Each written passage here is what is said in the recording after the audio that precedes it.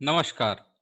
आज हम बात करने वाले हैं सक्सेशन प्लानिंग की और जानेंगे कि सक्सेशन प्लानिंग में सबसे इंपॉर्टेंट फैक्टर जो कि विल होता है, उसके बारे में आज हम डिटेल थोड़ा सा जानेंगे। तो सक्सेशन प्लानिंग की अगर बात करूं तो सक्सेशन प्लानिंग हम उस चीज को कहते हैं जब किसी जीवित व्यक्ति को कोई चीज ट्रांसफर की जाती है। उदाहरण के तौर पे अगर एसेट और लाइबिलिटीज जब दोनों चीजें किसी जीवित व्यक्ति को ट्रांसफर की जाती है किसी मृत व्यक्ति के द्वारा, ये जो ट्रांसफर ऑफ लाइबिलिटीज और एसेट हैं, इनको हम सक्सेशन प्लानिंग कहते हैं।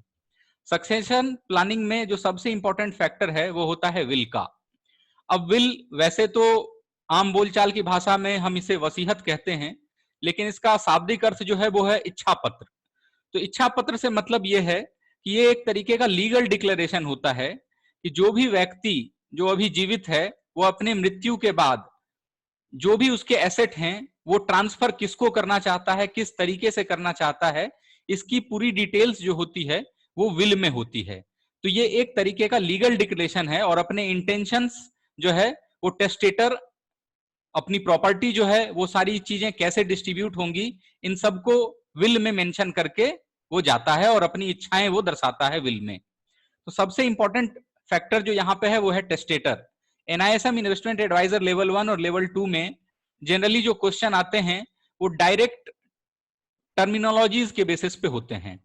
तो अगर विल की टर्मिनोलॉजीज की बात करूं तो सबसे पहले टेस्टेटर, एडमिनिस्ट्रेटर, कॉडिसिल, लीगेट, प्रोबेट और एग्जीक्यूटर, ये कुछ इंपॉर्टेंट टर्मिनोलॉजीज हैं।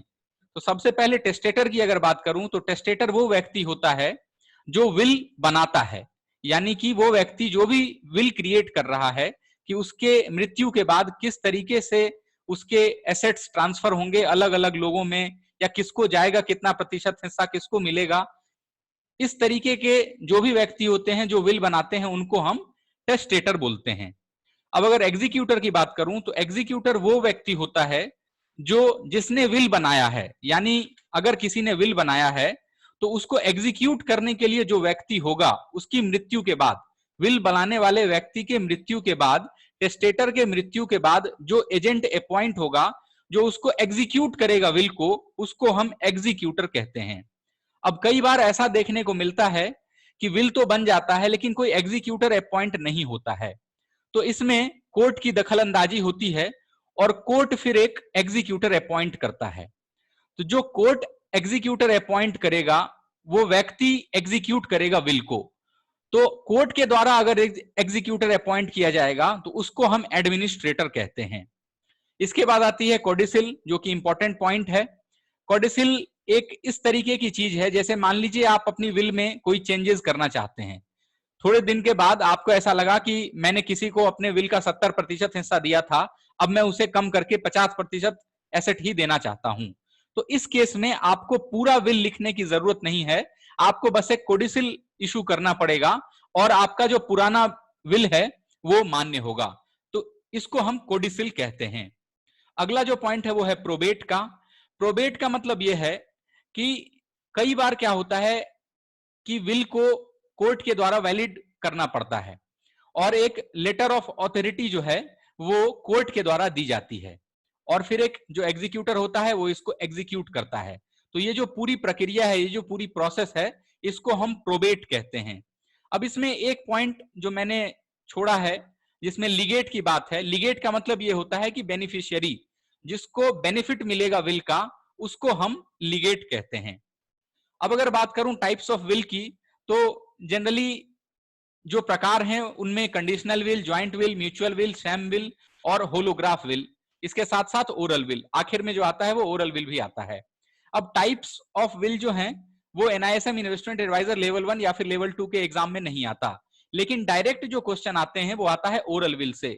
तो ओरल विल बनाने की जो प्रक्रिया है वो केवल 2 लोग ही इसके लिए एलिजिबल होते हैं जनरली, मर्चेंट नेवी में जो कार्यरत हैं वो, इसके अलावा जो डिफेंस ऑफिसर है at the time of action, ये इंपॉर्टेंट है। ऐसा नहीं कि कोई भी डिफेंस ऑफिसर और किसी भी तरीके की ऐसी स्थिति में नहीं है, वो at the time of action नहीं है, वो उस टाइम पे वो ओरल विल नहीं बना सकता। तो ओरल विल के लिए at the time of action होना जरूरी है किसी भी डिफेंस ऑफिसर का। तो मर्चेंट नेवी में है वो भी ओरल विल बना सकते हैं। कई बार एनआईएसएम में इस तरीके के डायरेक्ट क्वेश्चन पूछे गए हैं। अगर आप इन्वेस्टमेंट एडवाइजर लेवल 1 और लेवल 2 की प्रिपरेशन कर रहे हैं तो इन्वेस्टमेंट एडवाइजर लेवल 1 और लेवल 2 के लिए जो शॉर्ट नोट्स हैं वो आपको इस वीडियो के डिस्क्रिप्शन बॉक्स में मिल जाएगा, आप चाहें तो वहां से डाउनलोड कर सकते हैं। NISM investment adviser level 1 level 2 mutual fund distribution, इसके अलावा रिसर्च एनालिस्ट, साथ ही साथ टेक्निकल एनालिस्ट, इन सब चीजों की प्रिपरेशन अगर आप करना चाहते हैं, ऑनलाइन ट्रेनिंग सेशन अगर लेना चाहते हैं तो आप दिए हुए नंबर पे मुझसे कांटेक्ट कर सकते हैं, व्हाट्सएप पे आप मुझे मैसेज ड्रॉप कर सकते हैं। पूरी प्रिपरेशन आपको प्रोवाइड की जाएगी हमारी तरफ से। शॉर्ट नोट्स जो है वो भी आपको वीडियो के डिस्क्रिप्शन बॉक्स में मिल जाएगा।